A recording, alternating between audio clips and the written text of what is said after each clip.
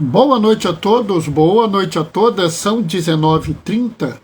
Vamos ouvir o clamor da terra e o clamor dos pobres? Tudo bem com vocês? Eu estou aqui, né, na minha casa, segunda-feira, né? E hoje, quem é que chegou aqui? A Lena, boa noite, Lena, paz e bem. Boa a Marli. noite, Lena, minha irmã. Marli também chegou, boa noite, paz Oi, e bem. Marli, boa noite. Nós estamos começando essa semana, hoje é dia de São Sebastião, né? Mas para mim a semana vai ser uma semana complexa, né? Os padres da paróquia foram para a reunião do capítulo da província, então eu estou de clérigo da paróquia esse tempo. Então, de hoje a sábado, né? Aliás, de amanhã a sábado, todos os dias de manhã tem uma celebração. Então vai ser uma homilia hoje, segunda-feira, e terça, quarta, quinta, sexta e sábado serão 2 homilias por dia, né? Então já viu que vai ser uma atividade grande, né? Mas é assim mesmo, acho que a graça é essa mesmo. Uma delas é live, né? Sim, uma das homilias é live, né? Mas assim, vão ser homilias interessantes. Hoje de manhã eu me dei numa situação interessante, porque aqui no Rio, São Sebastião, padroeiro do Rio, padroeiro da Diocese de São Sebastião, como o nome diz, do Rio de Janeiro, vamos dizer assim, seria o dia do padroeiro, mas eu gosto de seguir o site da CNBB. E o site da CNBB tem uma outra leitura que não é a do padroeiro. E aí a gente fica pensando o que fazer. Quase sempre nessas situações eu sigo com o site da CNBB, porque há pessoas que assistem a live, como a Marli e a Marilene, que não são do Rio de Janeiro, então elas devem ter ouvido a leitura da CNBB hoje, né? Mas eu fiz mais uma coisa, eu perguntei a Mozinho, qual das duas você quer que eu fale hoje? E ela escolheu a leitura que a gente vai fazer, então sabe como é que é, né? A gente junta a fome com a vontade de comer, né? Acabei de ouvir no jornal uma coisa que é escandalosa, né? Aqui no Rio você tem o SISREG, o Sistema de Regulação das Vagas que a gente tem da rede pública. Funciona assim, você precisa fazer uma ultrassonografia, você vai lá, cadastra o seu pedido no SISREG e você consegue que a pessoa seja atendida, né? Vai ser atendida em algum hospital. Entretanto, em Queimados, uma prefeitura de Queimados, descobriu-se um escândalo, um esquema criminoso onde pessoas reservavam vagas no nome delas e depois trocavam essas vagas por favores, votos em época de eleição. Como eu costumo dizer, isso é um absurdo, né? E eu acho que a gente tem que se acostumar a condenar formalmente isso. Ah, Bernardo, mas como é que se pode? Isso é só uma acusação? Não, não é só uma acusação. Uma das pessoas que está envolvida nesse escândalo tem 300 exames e consultas registrados no SISREG, e alguns absolutamente impossíveis, posto que ele é um adulto e que é uma consulta no nome dele de alergia pediátrica. Então não pode ser isso. Se fosse o nome do filho, você ainda podia dizer, mas não, é o nome dele. Então é um absurdo, né? A gente tem mais é que condenar esse tipo de coisa. Bom, está na hora, vamos começar. O Senhor esteja convosco. Ele está no meio de nós. Proclamação do Evangelho de Jesus Cristo segundo Marcos. Naquele tempo, os discípulos de João Batista e os fariseus estavam jejuando. Então vieram dizer a Jesus: por que os discípulos de João e os discípulos dos fariseus jejuam, e os seus discípulos não jejuam? Jesus respondeu: os convidados de um casamento poderiam, por acaso, fazer jejum enquanto o noivo está com eles? Enquanto o noivo está com eles, os convidados não podem jejuar. Mas vai chegar o tempo em que o noivo será tirado do meio deles. Aí então eles vão jejuar.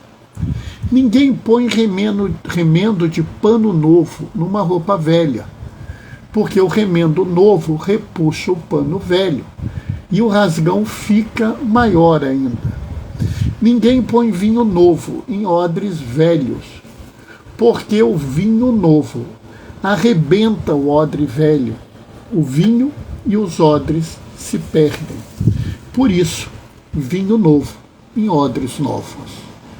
Palavra da salvação. Bom, essa reflexão, esse trecho, aliás, nos leva a uma reflexão. E essa reflexão, ela pode ser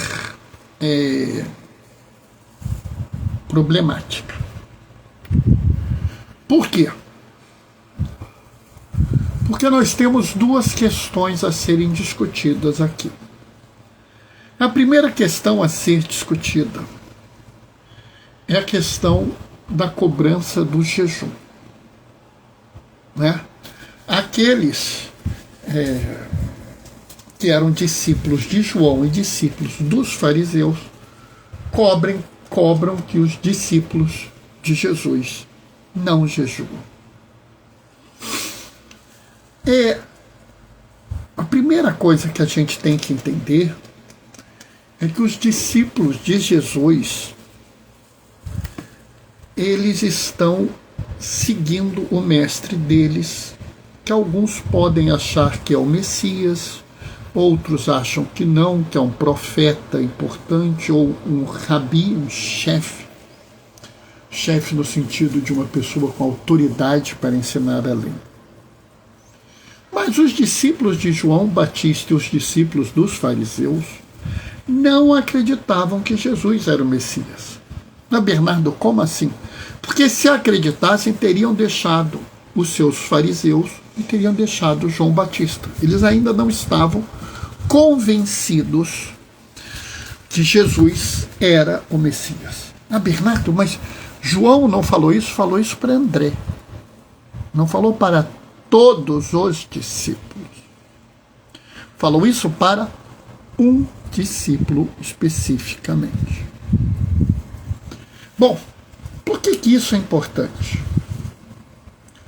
Porque aqui a gente vê duas situações diferentes, mas que hoje entram em conflito. Eu fico impressionado porque não passa um ano que alguém não me pergunte, no tempo da Páscoa ou no tempo do Natal, se tem que fazer jejum ou abstinência de carne na sexta-feira. E eu fico pensando que essas pessoas estão que nem os discípulos dos fariseus. Sabe, é uma coisa impressionante como as pessoas têm a necessidade de se prender às regras.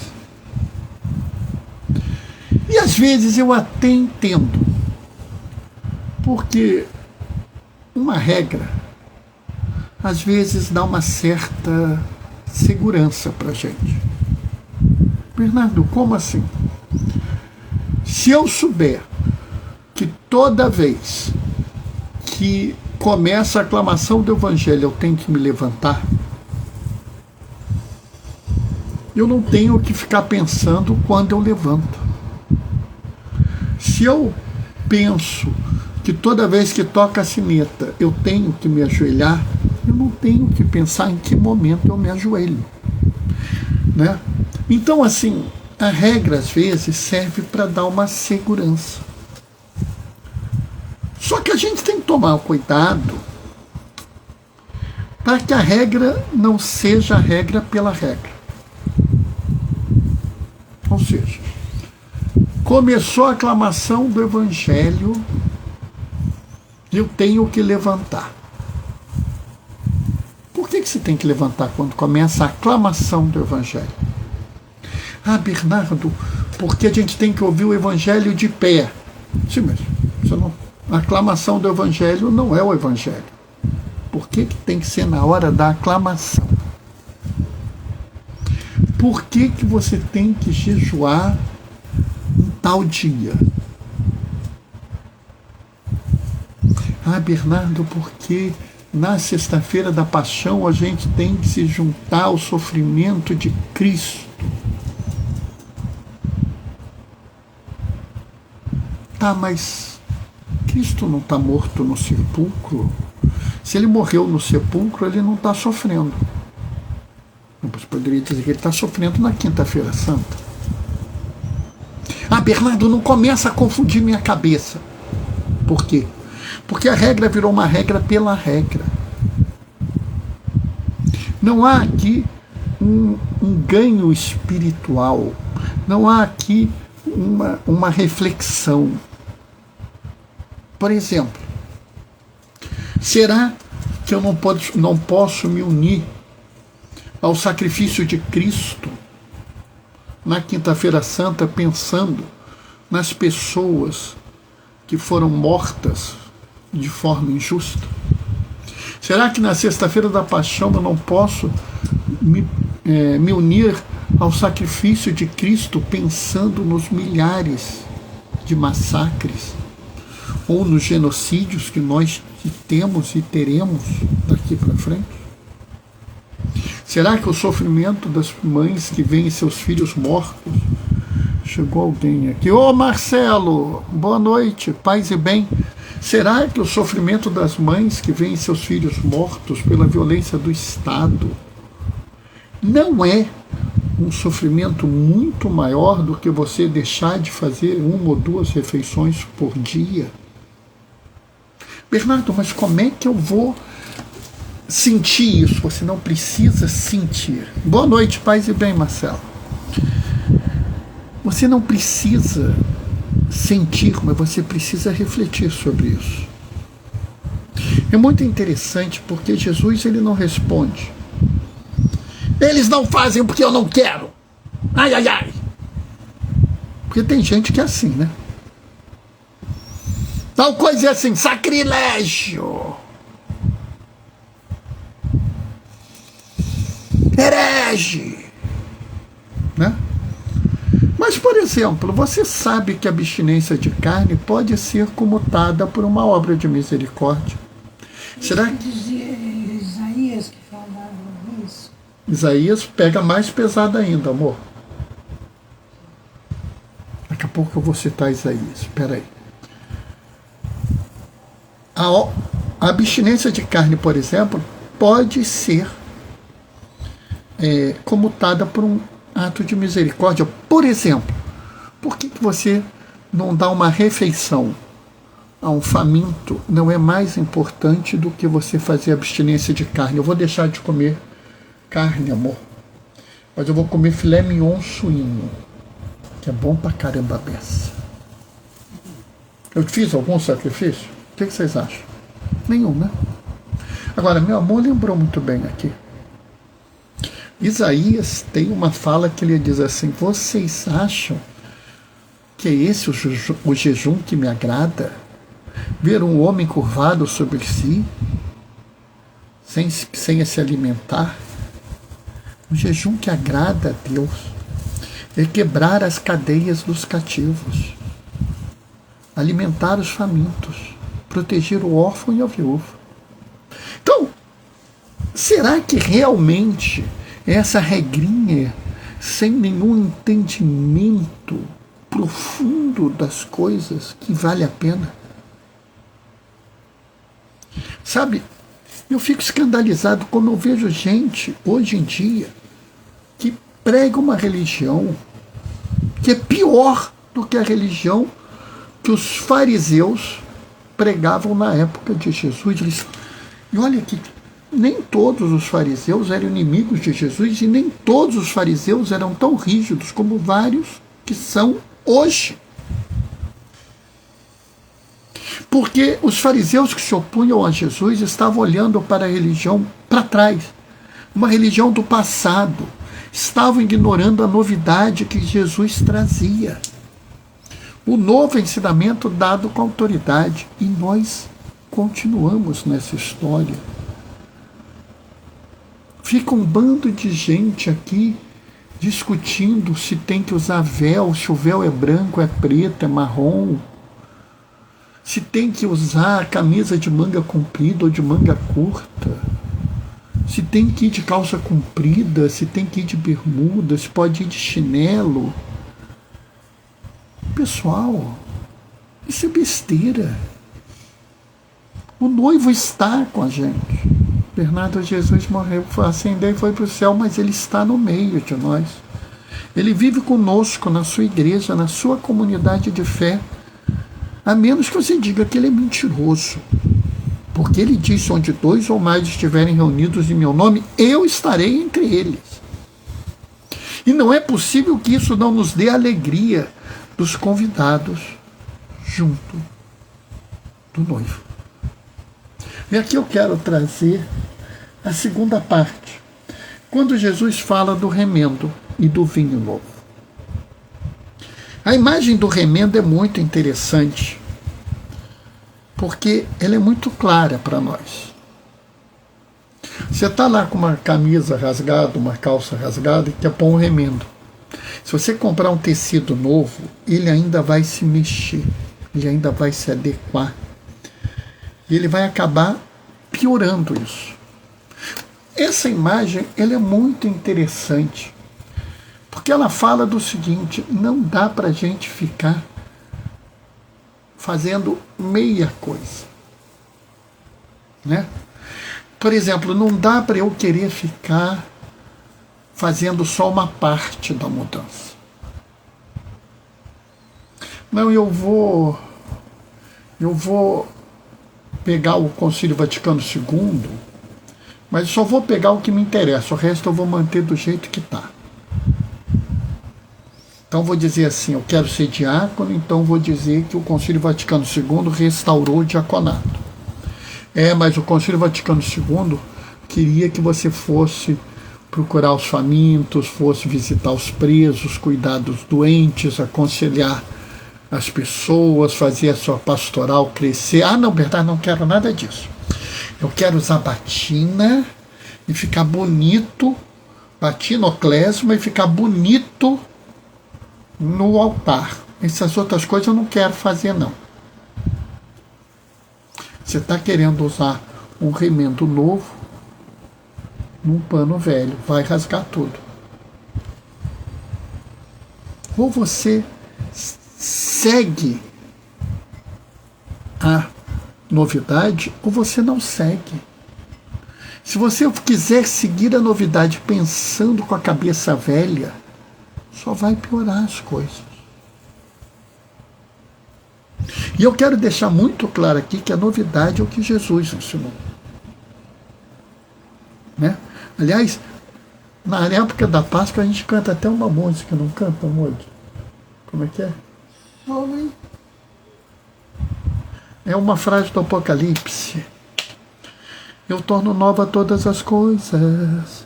Eu torno nova todas as coisas. Eu torno nova todas as coisas. A pedra que tampava o túmulo, não sei o que, não é? Tem essa música. Quem torna nova todas as coisas é Jesus. E ele continuará tornando nova todas as coisas. Ah, Bernardo, eu não quero, azar o seu. Porque Jesus é a novidade e sempre será a novidade. E se você não quiser que ele seja novidade, você está negando o próprio Deus encarnado que viveu no meio de nós e que está presente a cada dia na nossa caminhada de fé. E ele tornará novas todas as coisas. Mesmo que a gente não queira. Cabe a gente olhar e falar assim: eu vou seguir Jesus. Bernardo, é difícil, eu concordo. Sabe, pessoal, acho que a coisa mais estranha do mundo é alguém falar assim: não, seguir Jesus é fácil. Não, não é. Porque Jesus, ele te desestabiliza. Ele te questiona. Ele te põe em crise. Bernardo, Jesus não pode me pôr em crise. Olha, má notícia. Eu concordo com o Papa Francisco. O Papa Francisco, uma vez falando para teólogos, falou assim: não se esqueçam, uma fé que não te questiona é uma fé que precisa ser questionada. Uma fé que não te põe em crise é uma fé que está em crise. Porque nós temos que entender que Jesus sempre é novidade. E aí eu acho que fica mais crítico ainda quando você pensa no vinho, amor. Por quê, mozinho? Sabe por quê? Eu falei isso na capela de Santa Luzia domingo. Vinho é normalmente citado na Bíblia como vida. É referente à vida. Vinho pode ser alegria, mas normalmente é vida.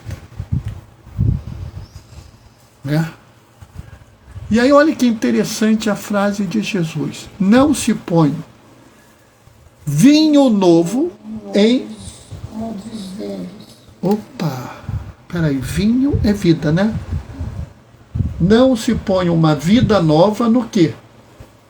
No esquema antigo da religião. Oi, Ana Paula. Boa noite, paz e bem. Repetindo, não se põe vida nova no esquema antigo. Bernardo, eu quero me converter. Qual o seu grande pecado? Bernardo, eu acho que eu sou racista. Então deixa de ser racista. Agora, você não pode dizer que deixa de ser racista e dizer que negro, quando não suja na entrada, suja na saída. Ou afirmar: tá ruim, né? A coisa tá preta. Você continua sendo racista. Né? Ah, eu não quero ser machista, mas alguém faz uma barbeiragem e você diz assim: duvido, é mulher que está no volante. Entende? Isso existe também na religião. Eu quero seguir a nova religião, a religião que muda com o tempo. A religião pregada por Jesus Cristo, Deus encarnado, segunda pessoa da Trindade, o Filho Eterno, que para nós católicos se manifestou claramente no Concílio Vaticano II e criou, por exemplo, os ministros extraordinários da Sagrada Comunhão. Esse mesmo concílio fala que nós devemos comungar na mão e de pé. Ah, mas eu não quero. Eu quero comungar de joelhos e na boca. Tá, você tem esse direito. Mas você está exercendo um individualismo frente a o que a igreja pede como coletivo. Você não está permitindo que a novidade chegue para você. Você está no odre velho e a vida nova não vai conseguir ficar aqui. Você tem que entender que a nossa fé é uma fé comunitária e não individual. É tipo aquela frase famosa: ou nos salvamos todos juntos, ou perecemos isolados. Nossa. Ninguém se salva sozinho. Como? Ninguém se salva sozinho. Ó, o Mozinho deu uma outra expressão boa aqui. Ninguém se salva sozinho. Nota. Ah, Bernardo, mas eu vou buscar a minha salvação. Ih, tá lá. Ó, odre velho. Você não vai ter vida nova no odre velho. Vai romper. Você vai se perder. Sai do odre velho. Quem falou isso não fui eu. Foi Jesus. Quer reclamar? Reclama com ele. Eu entendo. Às vezes é difícil mesmo. Entrou alguém aqui. Sigal de Rafael. Seja bem-vindo. Boa noite, paz e bem. Sabe, pessoal? Gal de Rafael? É. É a Gal do Clóide, filho do Clóide. Ela é mãe do Rafael. Ah, boa noite. Que bom te ver. Sabe, pessoal? A gente tem que entender isso. Ao contrário do que as pessoas falam, as coisas mudam na religião. Se eu me lembro, por exemplo, se você pegar há uns anos atrás, era uma série de restrições. Não pode fazer isso, não pode fazer aquilo, não pode fazer aquilo outro. Padre Hermes, boa noite, paz e bem. Ah, não pode fazer isso, não pode fazer aquilo. Tal pessoa não é bem-vinda na igreja, tem que se converter para entrar. Vai dizer que você não conhece um desses fiscais da porta da igreja. Aí vem o Papa Francisco. Na igreja há lugar para todos. Todos e todos. Repitam comigo. Na igreja há lugar para todos. E se não tiver, providenciem para que tenham. Bernardo, mas isso é muito estranho. É sim, eu entendo. Porque você teve a sua cabeça doutrinada pela religião antiga, como os fariseus tinham naquela época. Não é culpa sua. Você está no odre velho. Você precisa de um odre novo. Padre Hermes está falando claramente. Boa noite, Mônica. Boa noite, Padre Hermes. Sabe? Um abraço. É necessário que você tenha um odre novo. Bernardo, mas eu vou fundar uma religião nova. Não, eu não estou falando para você sair da sua religião. Você é católico, continua católico. Você é batista, continua batista. Não estou pedindo para você sair da sua religião. Eu estou pedindo para você entender que Jesus traz a novidade à fé. E é normal que quando chega uma novidade, as pessoas têm dificuldades. E é por isso que ele fala: não põe a novidade no molde antigo. Quando você tiver uma novidade, você tem que buscar entender essa novidade e adequar a sua vida a ela. Eu fico pensando, como isso é doido. Vou dar um exemplo para vocês. A missa era em latim. Ninguém entendia patavina daquilo. Ah, meu bisavô entendia. Tá, seu bisavô era o único que estava na igreja que entendia aquilo. O grosso do pessoal ficava rezando terço durante a missa. Aliás, eu conheço algumas pessoas mais velhas que até hoje, durante a missa, estão rezando terço, porque ainda estão presos naquela visão de fé. Ficaram presos numa missa que não entendia, e ficavam rezando o terço. Agora eles continuam rezando o terço, porque tem que rezar o terço na hora da missa. Aí vem o Concílio Vaticano II e fala: agora está na hora de rezar a missa na sua língua. Bernardo, isso é uma novidade? Bem, a bem da verdade não é não. No século IV, quando começou a ter missa, as pessoas faziam a missa na língua delas. Mas mudou a coisa? Mudou. É uma novidade, é um vinho novo, se adequa ao vinho novo. Muda a sua visão. Senão você continua como fariseu. Hoje, a campanha da fraternidade vai nos chamar a uma reflexão importante da ecologia integral. Eu não sei onde você está, mas aqui no Rio está um calor desgraçado. E ontem fui fazer a celebração da palavra na comunidade de Santa Luzia. O mozinho foi comigo. A gente ficou esperando o transporte, o táxi, uns 20 minutos, né, amor? Eu cheguei em casa tonto. Era tanto sol, 42 graus, né? E aí eu fico pensando, será que as pessoas não viram que a mudança climática está acontecendo? O Padre Hermes fez um comentário aqui. Que hermenêutica fantástica. Obrigado, Padre Hermes. O senhor que é biblista, eu fico agradecido. Mas sabe, eu acho que isso é importante. É importante a gente entender. A campanha da fraternidade vai nos chamar para uma caminhada nova. Onde a gente precisa ver aquilo que é necessário.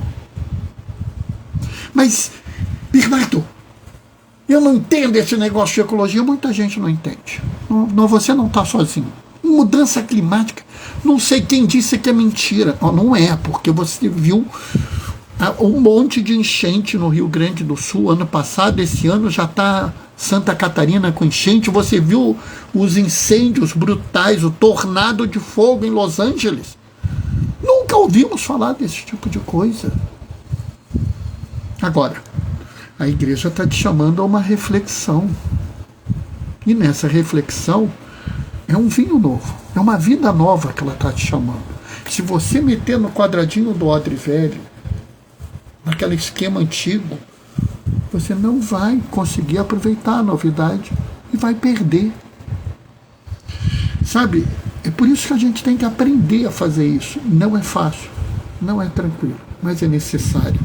Inclusive, eu pus no meu Instagram amanhã, no YouTube do Conselho da Comissão Nacional dos Diáconos e no Facebook da Comissão Nacional dos Diáconos vai ter uma live com o padre assessor da campanha da fraternidade sobre a campanha. Vale a pena você assistir. Enquanto isso, vamos colocar odres novos para o vinho novo de cada dia. Amém? Essa foi a reflexão de hoje. Falei muito. E de 8h04. Quebrei meus horários todos, Moji. Como assim quebrou seus horários? É que quando eu comecei a live, eu me propunha a fazer meia hora de live. Hoje eu passei um pouco.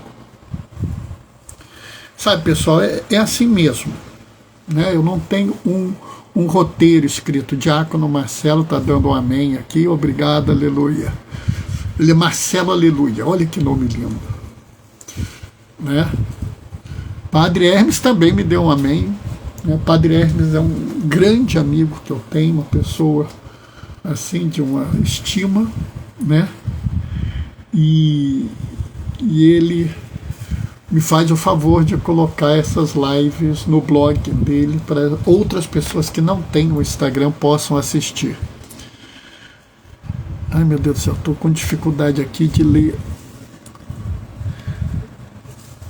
Falou o necessário. Ah, claro, obrigado. Aleluia. Sabe, Marcelo, eu gosto de fazer uma live assim bem prática. Bem pé no chão, bem dia a dia, porque é nessas horas que a gente vê como a palavra de Jesus nos guia. E como é essencial a gente estar alerta para ela. Nem sempre é fácil seguir, nem sempre é fácil acompanhar, mas eu acho que é necessário. O mas a Lena e a Marli não querem conversar comigo, elas não mandam uma mensagenzinha. Tá bom. Padre Hermes, e você nos faz um grande favor, nos ilumina com o seu discernimento. Obrigado, Padre, obrigado. Sabe, eu acho que uma das maiores funções do diácono é essa. Eu acho que talvez a grande importância do diácono seja a que menos fala. Né? O diácono, ele é o operário do serviço. A diaconia mais importante nossa é a da caridade. Era isso que a gente tinha que mostrar ao mundo. E é difícil, mas a gente tem. pelo menos eu tento, o aleluia que está aqui também tenta. Depois dessa, eu acho que é a diaconia da palavra. Mostrar ao povo de Deus que a palavra de Deus tem muito para a vida da gente. Bom, eu vou terminar por aqui por hoje, tá? Amanhã de manhã cedo eu vou fazer uma reflexão lá na paróquia, celebração da palavra, 7h30 da manhã. Mas 19h30 tem live, tá? Olha aqui, ó. Olha aqui, ó. Marli está falando.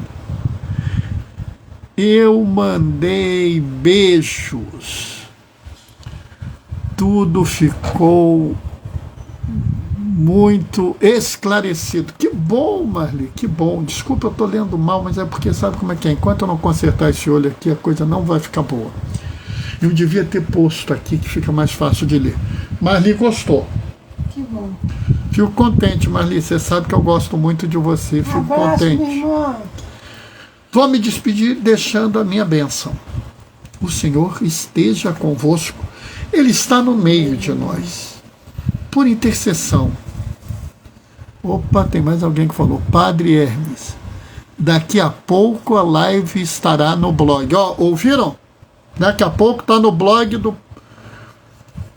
do Padre Hermes. Eclesialidades, o blog da comunidade. O Senhor esteja convosco, Ele está no meio de nós, por intercessão de São Sebastião, protetor dos perseguidos. Desça sobre vós e permaneça para sempre a bênção do Deus Todo-Poderoso no amor, aquele que é Pai, Filho e Espírito Santo. Amanhã, 19h30, a gente se vê. Até lá. Beijos e bênçãos. Tchau, tchau. Epa.